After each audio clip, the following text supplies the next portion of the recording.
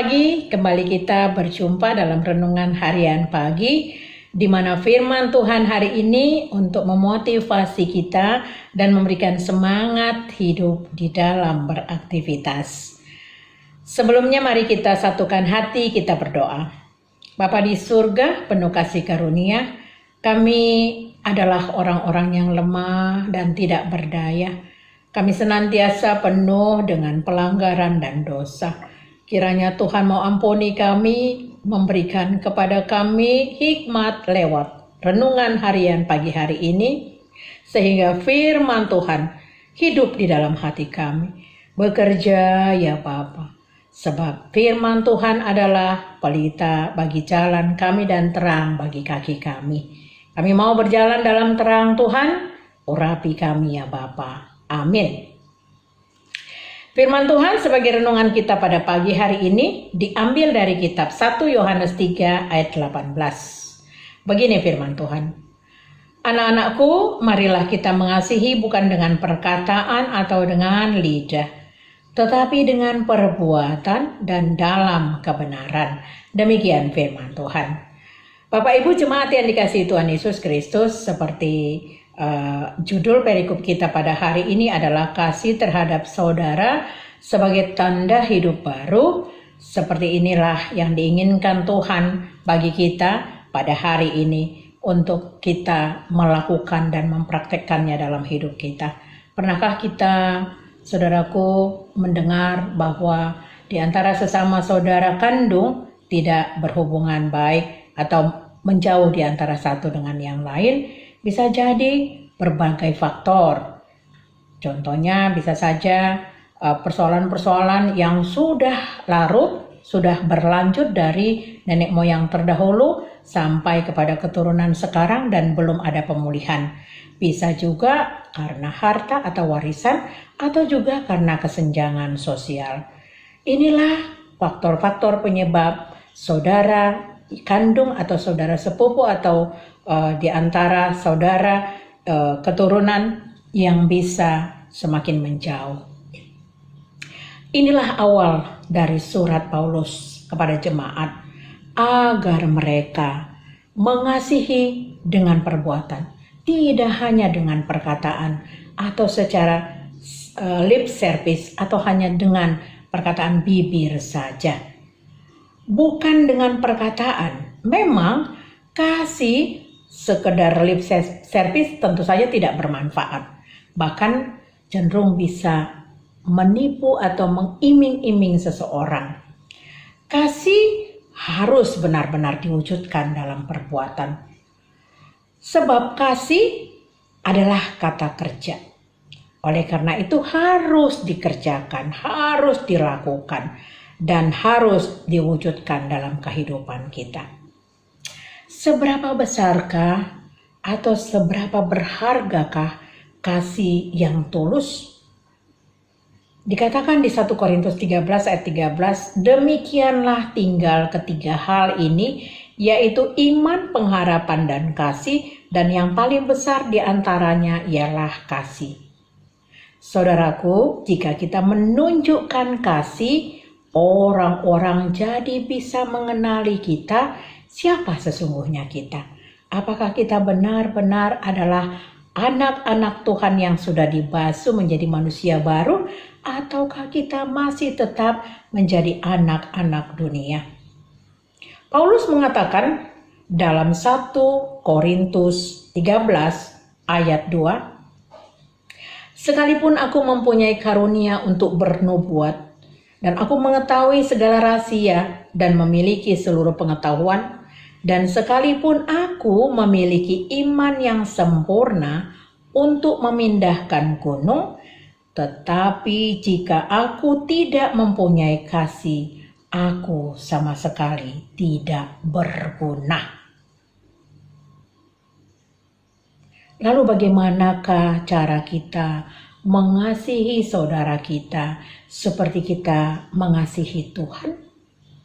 Tentu saja mengasihi Tuhan dengan segenap hati. Segenap hati artinya bukan dengan paksaan, bukan juga karena tradisi, Mengasihi harus disertai dengan perbuatan dan dalam kebenaran. Saudaraku, cinta kasih Tuhan kepada kita tidak berhenti hanya kepada kata-kata. Cinta kasih Tuhan kepada kita juga diwujudkan dengan perbuatan nyata, yakni Tuhan Yesus yang turun ke dalam dunia menjadi manusia sama dengan manusia. Tetapi perbedaannya, Yesus adalah tidak berdosa, manusia berdosa, dan segala dosa-dosa manusia ditimpahkan kepada Yesus. Yesus yang tadinya tidak berdosa menjadi dosa karena kita. Lalu Yesus sebelum mati, dia berkata bahwa dosa-dosa kita semuanya sudah diampuni satu kali untuk selama-lamanya. Lalu Yesus mati. Yesus bangkit dan naik ke surga. Itulah wujud perbuatan nyata Yesus yang mau kita teladani. Namun kenyataannya pada umumnya manusia mau berkorban apabila sesuatu itu benar-benar menguntungkan bagi dia. Tidak demikian dengan Yesus. Selama kita hidup, menjadi kesempatan bagi kita berbagi kasih. Berbagi hidup seperti yang telah dilakukan oleh Yesus Kristus kepada kita. Lalu apa yang menjadi perenungan kita pada hari ini? Yang pertama adalah mari kita berdamai dengan saudara-saudara kita. Mari kita berbagi kasih kepada saudara-saudara kita. Tertulis di 1 Yohanes 3 ayatnya yang ke-17, barang siapa mempunyai harta duniawi dan melihat saudaranya menderita kekurangan, tetapi menutup pintu hatinya terhadap saudaranya itu, bagaimanakah kasih Allah dapat tetap di dalam dirinya? Tentu saja itu sesuatu yang mustahil. Dia harus benar-benar ketika sudah menerima Yesus dan hidup baru, maka kehidupan dia adalah kehidupan yang meneladani Yesus, yang terus peduli kepada saudara, kepada sesama, dan mau membagi hartanya untuk saudaranya yang kekurangan. Selanjutnya, menjadi pendengar yang baik bagi yang memerlukan. Kalau secara materi kita tidak mempunyai apa-apa, tidak berarti kita tidak bisa berbuat apa-apa. Dengan mendengarkan keluhan saudara-saudara kita yang mengalami begitu banyak persoalan hidup, itu sudah membuat dia meringankan bebannya dan membuat dia menjadi sukacita, sebab kita menjadi pendoa bagi saudara kita yang penuh dengan persoalan. Oleh karena itu, marilah kita mengasihi bukan hanya sekedar dengan perkataan atau lidah saja, tetapi dengan perbuatan dan dalam kebenaran. Kiranya Tuhan Yesus memberkati kita. Amin. Terima kasih Tuhan, firman-Mu sudah kami sampaikan. Biarlah kiranya firman-Mu ini benar-benar Tuhan berakar dan bertumbuh di dalam setiap hati jemaat-Mu. Kami mau Tuhan dirubah seturut dengan kehendak Tuhan. Ketika kami menjadi manusia baru, kami harus menjalin relasi yang baik dengan Tuhan.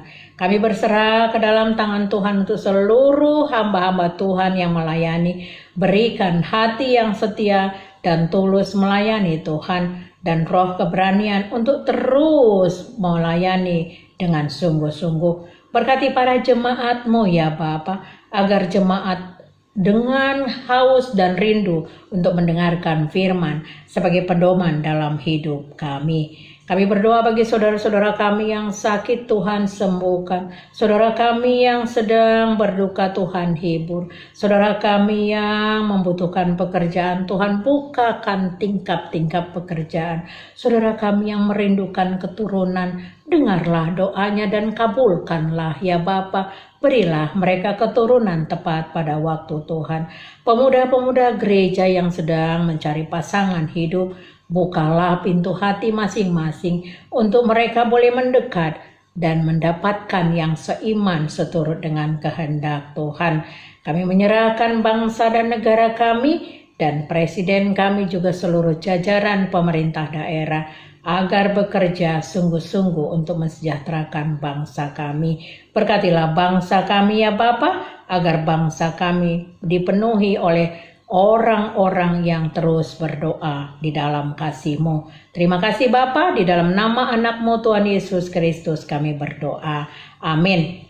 Kasih karunia dari Tuhan Yesus Kristus, kasih dari Allah Bapa, dan persekutuan dari Roh Kudus kiranya memberkati kita sekalian. Amin.